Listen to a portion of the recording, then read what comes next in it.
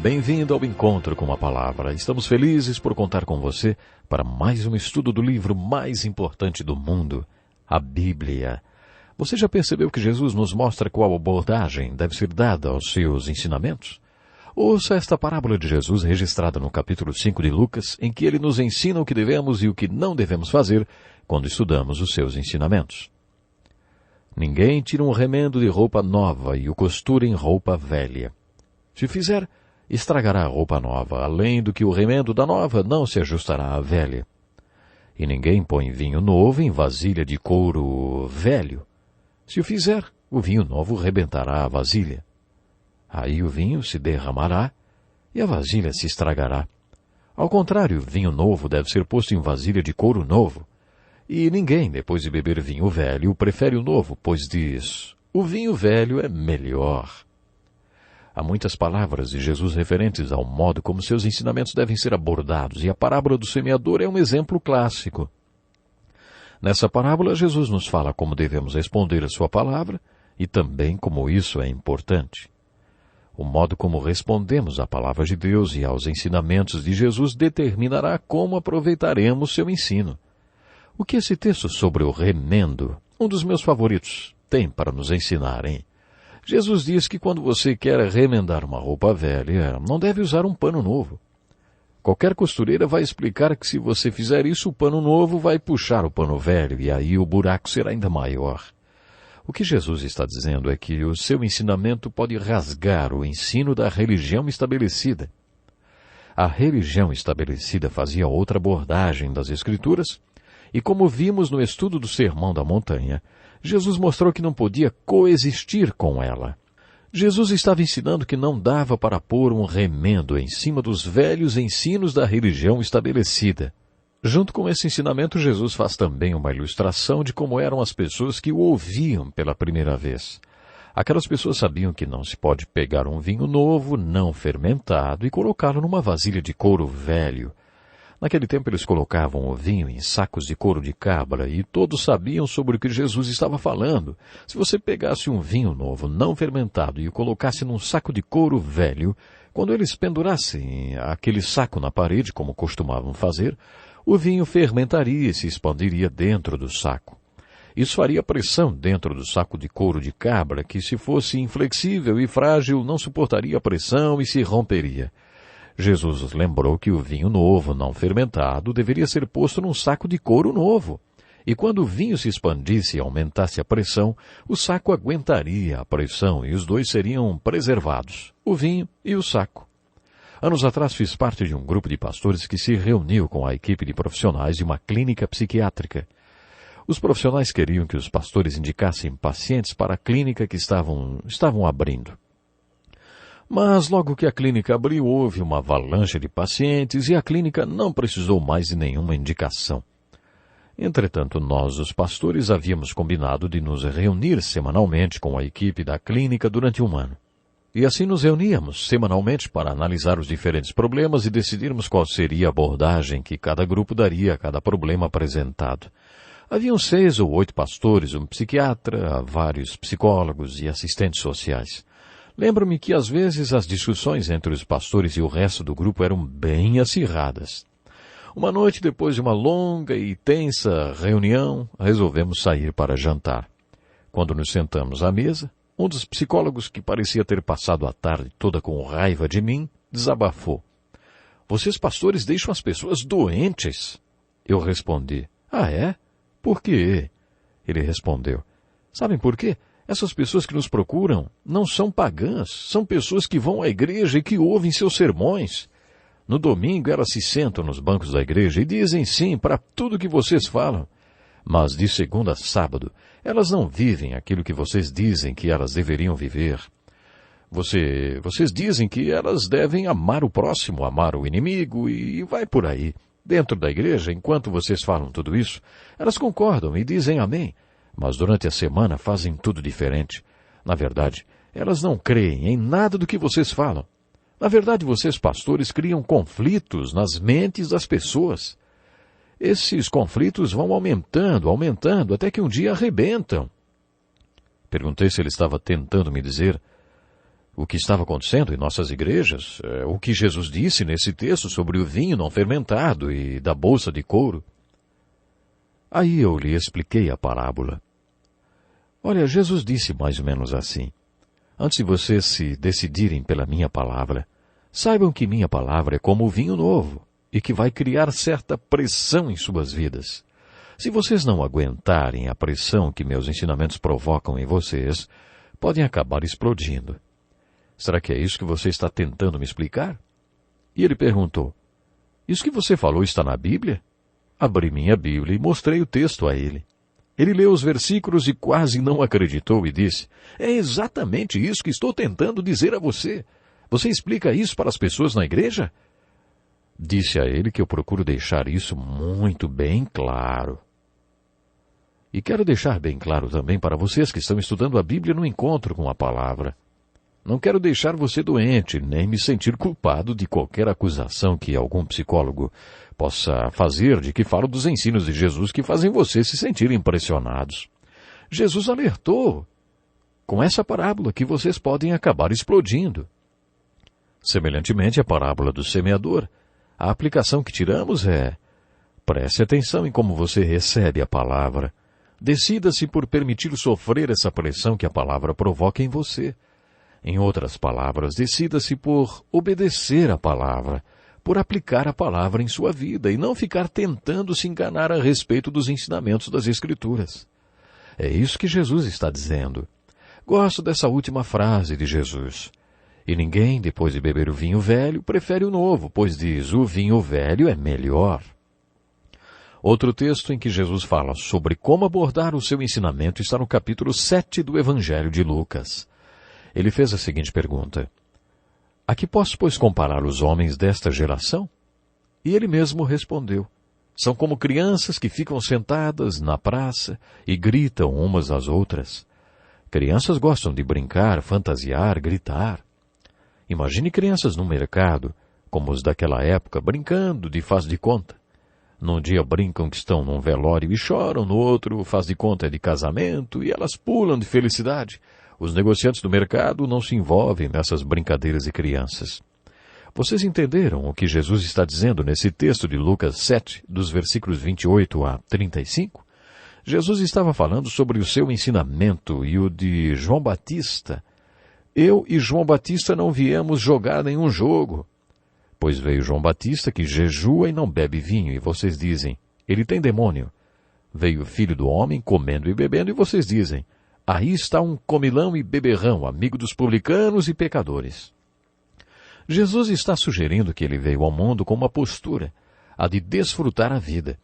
João Batista foi mais sério e disseram que ele era do demônio e que Jesus era comilão e beberrão.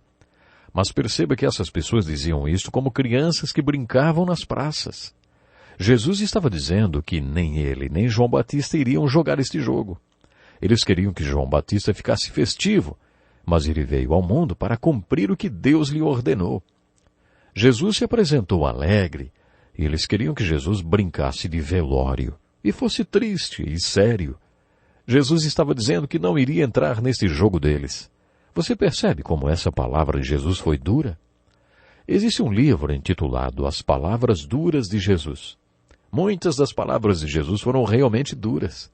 Vimos isso nos diálogos que Jesus travou com os líderes religiosos, e esta comparação que Jesus faz deles com crianças que gritam nas praças é um exemplo. O capítulo 7 de Lucas traz mais uma parábola de Jesus contada em um jantar, do qual ele participou com um fariseu chamado Simão. Esse fariseu convidou Jesus apenas para o encostar contra a parede. Era para isso que os fariseus procuravam Jesus. Esses encontros geralmente acabavam em diálogos ríspidos. Ouça o que aconteceu nesse jantar. Ao saber que Jesus estava comendo na casa do fariseu, certa mulher daquela cidade, uma pecadora, trouxe um frasco de alabastro com perfume e se colocou atrás de Jesus a seus pés. Chorando, começou a molhar-lhe os pés com suas lágrimas. Depois os enxugou com seus cabelos, beijou-os e os ungiu com o perfume. Ao ver isso, o fariseu que o havia convidado disse a si mesmo: se esse homem fosse profeta, saberia quem está tocando nele e que tipo de mulher é esta, uma pecadora. Jesus sabia o que Simão estava pensando e disse: Simão, vou contar uma história de um homem a quem 2 pessoas se deviam dinheiro. Uma devia 5.000 reais e a outra 500 reais. Vamos falar assim. Ele perdoou as 2 dívidas. Na sua opinião, qual dos 2 devedores amou mais aquele homem?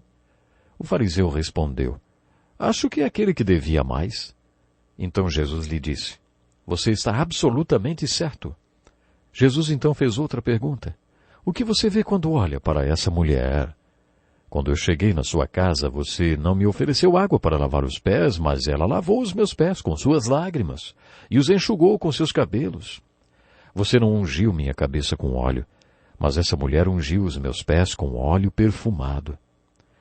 A aplicação que tiramos dessa parábola e a maneira como Jesus lida com essa mulher na sua parábola são a seguinte: os muitos pecados dela foram perdoados porque ela me amou muito. Aqueles que acham que foram pouco perdoados, amam pouco. E aqueles que, sob sua própria perspectiva, foram muito perdoados, amam muito. Jesus se dirigiu à mulher e disse: Seus pecados estão perdoados. Ela não foi salva porque amou muito. Ela amou muito porque foi salva. Aparentemente, ela já tinha se encontrado com Jesus e sua vida tinha sido transformada. Ela já tinha nascido de novo. Foi por isso que ela procurou Jesus naquela atitude de adoração e amor. O que Jesus estava dizendo naquele jantar era: Simão, se tem algum pecado aqui hoje, não é essa mulher. O verdadeiro pecador é um fariseu chamado Simão.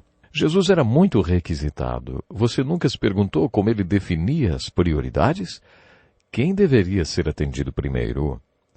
Esse incidente do capítulo 8 de Lucas nos mostra sua absoluta imparcialidade e algo sobre suas prioridades também. Havia um homem muito importante, líder da sinagoga, chamado Jairo. Sua filhinha de 12 anos estava muito doente, ele foi procurar Jesus pedindo que intercedesse por sua filha. Enquanto Jesus caminhava com Jairo para a casa dele, uma multidão o seguia e no meio dela havia uma mulher com uma doença que a fazia sangrar continuamente. Lemos no livro de Levítico que uma mulher, naquelas condições, era proibida de tocar qualquer pessoa. Ela praticamente ficava excluída da sociedade. Mas aquela mulher cria que sua única esperança era tocar Jesus. Por isso, enquanto Jesus caminhava com aquele homem importante, ela conseguiu chegar até ele e tocá-lo. Quando isso acontece, Jesus para e pergunta: Quem tocou em mim? Os apóstolos disseram: Mestre, a multidão se aglomera e te comprime. Mas Jesus se referia a algo mais profundo e insiste: Alguém tocou em mim, eu sei que de mim saiu poder. E agora, você acha que ele realmente não sabia quem tinha lhe tocado? Claro que ele sabia. Ele queria que a mulher tivesse a fé para confessar que deliberadamente o tinha tocado, porque cria que assim seria curada. Ela finalmente aproximou-se e, tremendo, confessou que o tinha tocado. Jesus curou a mulher e lhe disse: Filha, a tua fé te curou, vá em paz. Depois disso, ele se voltou para Jairo ao mesmo momento em que chegava um recado de que a menina já tinha morrido e ninguém mais precisava importunar o mestre. Mas Jesus diz a Jairo: Não tenha medo, tão somente creia e ela será curada. Eles seguiram para a casa do homem e lá estava a menina morta. Mas Jesus levantou a menina dos mortos. Esse é mais um dos grandes milagres de Jesus relatados no Evangelho. Essa é uma história muito comovente porque nos mostra a imparcialidade de Jesus e também algo sobre suas prioridades. Porque ele curou primeiro a mulher e deixou a filha do homem morrer. Se você parar um minuto para pensar, quem tinha mais urgência?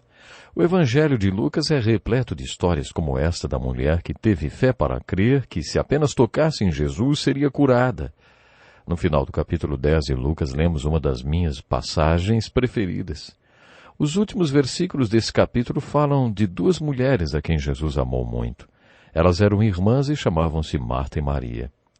Leremos mais sobre elas no Evangelho de João. Como Lucas apresenta a perspectiva mais humana da vinda de Cristo, ele relata o conflito entre essas 2 irmãs. Jesus foi visitá-las em Betânia, nos arredores de Jerusalém, para descansar um pouco. Este texto descreve o que provavelmente foi o primeiro encontro de Jesus com estas duas irmãs.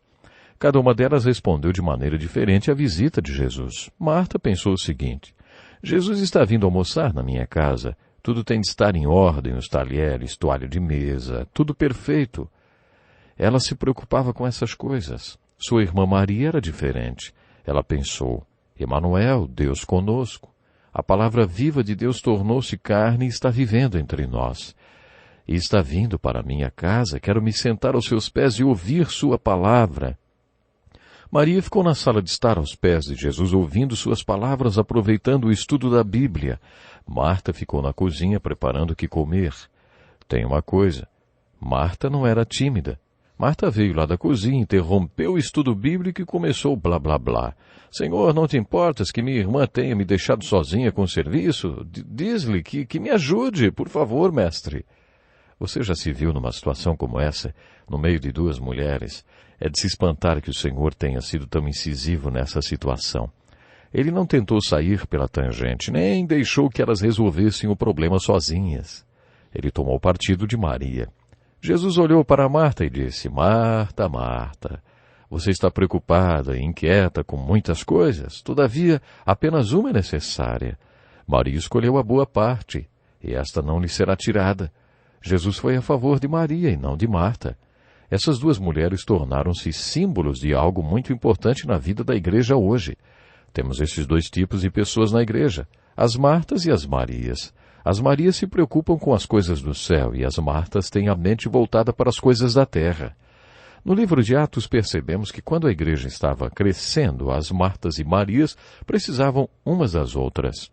No capítulo 6 lemos que os apóstolos estavam sobrecarregados com muitas atividades administrativas e por isso tomaram uma decisão muito importante. Eles fizeram uma reunião e elegeram algumas pessoas para servirem, que hoje são chamadas de diáconos em algumas igrejas. Os apóstolos que eram as Marias, ou seja, os pastores, disseram às Martas: Vocês, por favor, cuidem da administração da igreja e nós vamos nos dedicar exclusivamente à oração e à ministração da palavra.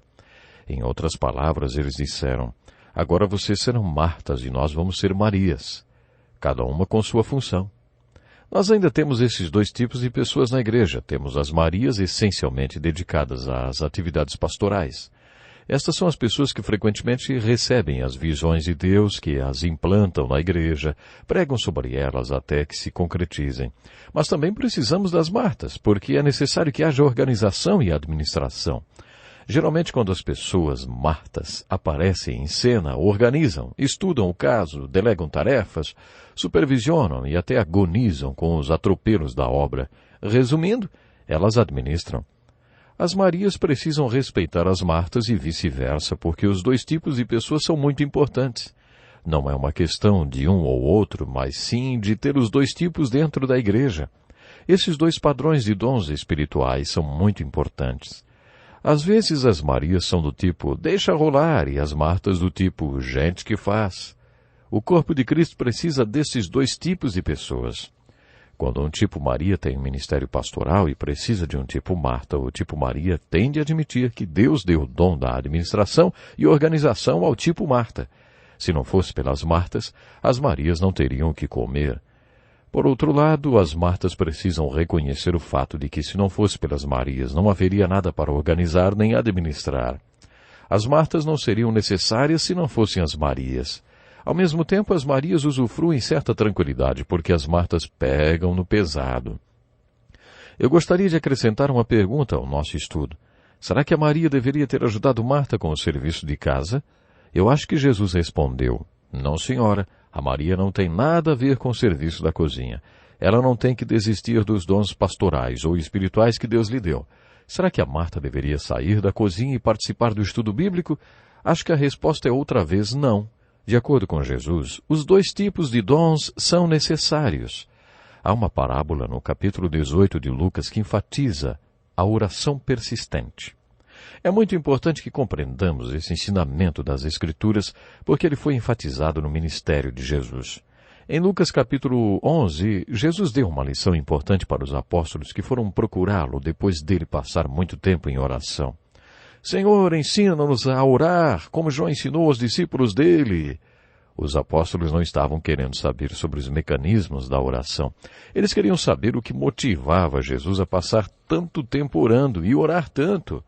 Eles sabiam que havia algo sobre oração que ainda faltava aprender. Por que Jesus orava tanto? Em resposta à pergunta dos apóstolos, Jesus respondeu: Suponham que um de vocês tenha um amigo e que recorra a ele à meia-noite e diga: Amigo, empreste-me 3 pães, porque um amigo me chegou de viagem e não tenho nada para lhe oferecer. E o que estiver dentro responda: Não me incomode, a porta já está fechada e eu e meus filhos já estamos deitados. Não posso me levantar e lhe dar o que me pede. Eu lhes digo, embora ele não se levante para dar-lhe o pão por ser seu amigo, por causa da importunação se levantará e lhe dará tudo o que precisar. Naquele tempo a família se acomodava no mesmo cômodo e depois que todos estivessem deitados era difícil atravessar toda a sala para atender a um chamado na porta. Quando um levantava, acabava perturbando toda a família. As ilustrações que Jesus usava eram do dia a dia, daqueles que ouviam seus ensinamentos. Por isso eles sabiam o que significava levantar no meio da noite e também compreendiam se alguém dizia, não posso mais me levantar, todos nós já estamos deitados. O que Jesus disse com essa parábola foi mais ou menos o seguinte: pode ser que esse amigo não se levante só por ser seu amigo, mas se você continuar batendo, batendo e batendo, igual a um bebê que chora até ser atendido, ele vai acabar se levantando. Isso se chama importunação. Encontramos esse conceito várias vezes nos ensinos de Jesus. Pedir, pedir, buscar, buscar, bater, bater. Devemos perseverar na oração. É essa a ideia ilustrada nesta parábola. No capítulo 17 de Lucas, do versículo 7 ao 10, encontramos uma parábola que diz: Vocês, quando tiverem feito tudo o que lhes for ordenado, devem dizer, somos servos inúteis, apenas cumprimos o nosso dever. Jesus está dizendo que se você é firme e constante e serve a Deus, talvez por 50 anos, não deve agir como se isso fosse algo anormal. Na verdade, é muito normal, e é o que se espera que aconteça. Por isso você deve dizer, sou apenas um servo inútil, fiz apenas a minha obrigação. Para nós deveria ser normal servir ao Senhor e perseverar em servi-lo sempre. Bom, eu tenho que encerrar o programa agora. Estou feliz que você tenha participado conosco e visto algumas aplicações práticas do ensino de Jesus. Você tem orado por alguma coisa em especial? Deus o manda perseverar. Continue pedindo, pedindo, buscando, buscando, batendo, batendo. Permaneça aos pés do Senhor Jesus. Ele sempre vai atender. Ele sempre vai atender. Nos encontramos no próximo programa. Até lá.